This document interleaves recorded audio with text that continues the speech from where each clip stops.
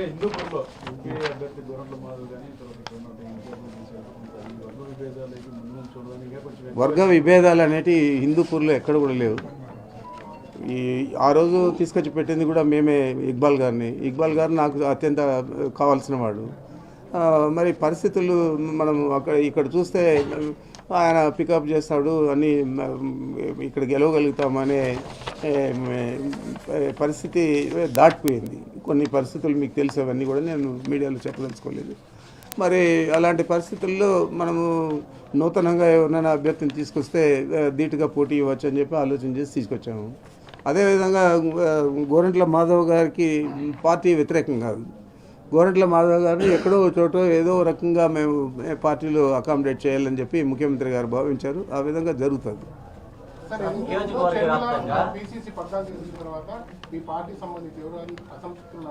వారంతా కాంగ్రెస్ పార్టీలకు వెళ్ళే అవకాశం ఉందని చెప్తున్నారు. మరోవైపు పాకిస్తాన్కి టీడీపీ వెళ్ళే అవకాశం ఉందని ప్రచారం, కాపు లాంటి వారు కాంగ్రెస్ వెళ్తారని ప్రచారం. నేను ఎలా చూస్తారు అంటే బయట పార్టీలకు నేను ఒకటే మిమ్మల్ని అడుగుతాను, కాంగ్రెస్ పార్టీ ఎక్కడ ఉంది ఆంధ్ర రాష్ట్రంలో అని అడుగుతాను. ఇదేమన్నా తెలంగాణలో కాంగ్రెస్ పార్టీ ఉన్నది. ఆమె అక్కడ బాగానే ధీటుగా పాదయాత్రలు చేశారు, అన్నీ చేశారు. కాంగ్రెస్ పార్టీలో తర్వాత మద్దతు ఇచ్చారు, అన్నీ చేశారు. ఇక్కడ కాంగ్రెస్ పార్టీ ఎక్కడుంది? ఎవరన్నా అసమ్మతివాదులు ఉంటే ఒకరు చేరితే చేరచ్చు. కానీ 3 అంకెల మించి 75% కాన్స్టిట్యున్సీల్లో ఓట్లు పడలేదు. 400, 500 అట్లా వచ్చాయి. ఇంకేదైనా 25%లో ఎక్కడైనా ఓ చోటన కాంగ్రెస్ పార్టీకి ఆంధ్ర రాష్ట్రంలో డిపాజిట్ వచ్చిందా? ఎవరు వ్యక్తులు వచ్చినా ఎవరు చేసినా కానీ కాంగ్రెస్ పార్టీ కూడా ఒక నేషనల్ పార్టీ, ఒక వ్యక్తితో అది ప్రభావితం కాదు. మరి ఏదైనా ఉంటే కాంగ్రెస్ పార్టీలో ఏదైనా మార్పులు చేర్పులు అనుకునే విధంగా జరిగితే అది ఇంకా 10-15 సంవత్సరాలు పట్టొచ్చు. అంత లోపల ఆంధ్ర రాష్ట్రంలో కాంగ్రెస్ పార్టీ ఉనికి సాటుకోవడం చాలా కష్టం అని చెప్పి నేను భావిస్తాను. ఎంచేతంటే కాంగ్రెస్ పార్టీలో మేము కూడా చాలా సంవత్సరాలు పనిచేస్తాం, చాలా పదవుల్లో కూడా పనిచేస్తాం, పార్టీ కోసం కూడా చాలా ఎక్కువగా పనిచేస్తాం. మొట్టమొదటిసారి సోనియా గాంధీని రాజకీయాల్లోకి తీసుకొచ్చినప్పుడు తిరుపతి సభ కూడా నా ఆధ్వర్యంలోనే జరిగింది. ఆ రోజు నేను జిల్లా కాంగ్రెస్ అధ్యక్షుడిగా, ఆ తర్వాత దివంగత ముఖ్యమంత్రి మా నాయకుడు రాజశేఖర రెడ్డి గారి పిసిసి అధ్యక్షతన మరి అవన్నీ చూసాం. కాబట్టి ఈరోజు ఉనికి కోసం తాపత్రయపడతామని తప్ప కాంగ్రెస్ పార్టీ ఇక్కడ చేయగలిగింది ఏమీ లేదు. 1/6 ఓట్లు చీలుస్తుంది, మాకు లాభం చేకూరుతుందని చెప్పి చంద్రబాబు నాయుడే కుట్రపూరితంగా ఈ రాజకీయాన్ని అంతా కూడా నడుపుతూ ఉన్నాడు.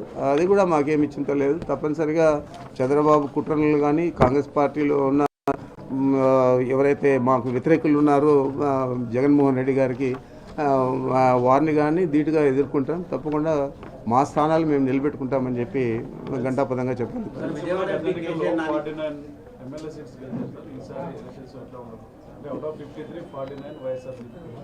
రాయలసీమ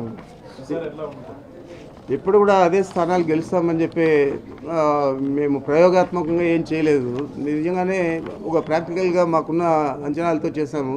అనంతపూర్ జిల్లా చూడండి, అంతకుముందు అనంతపూర్ జిల్లాలో ఏం లేదు వైఎస్ఆర్ కాంగ్రెస్ పార్టీ పరిస్థితి అని చెప్పారు. మరి ఈరోజు సీట్లు మార్చిన తర్వాత కూడా ఈరోజు మీరు బేరీజ్ చేసుకుంటే 1-2 తప్ప అన్ని స్థానాలు కూడా గెలుస్తూ ఉన్నాము. మరి ఇక్కడ గెలిచేటప్పుడు చిత్తూరు, కడప, కర్నూలు ఇవన్నీ కూడా పూర్తిగా మా అధీనంలో ఉండేటివే. కాబట్టి 4 జిల్లాల్లో కూడా 4 పాత జిల్లాల్లో కూడా మేము మంచి పెర్ఫార్మెన్స్ చేస్తాము. తప్పనిసరిగా రాయలసీమలోనే అత్యధిక స్థానాలు సాధించగలుగుతాం.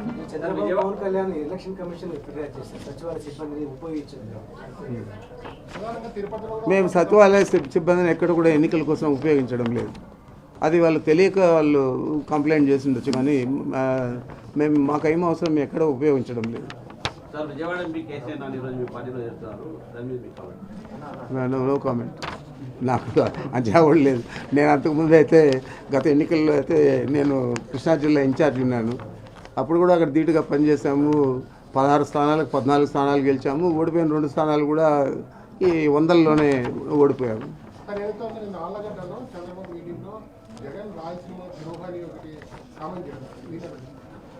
ఎవరైనా ఉప్పు పులుసు తినే రాజకీయాలు తెలిసిన వ్యక్తి రాయలసీమలో ఉంటే జగన్మోహన్ రెడ్డి గారు రాయలసీమ ద్రోహి.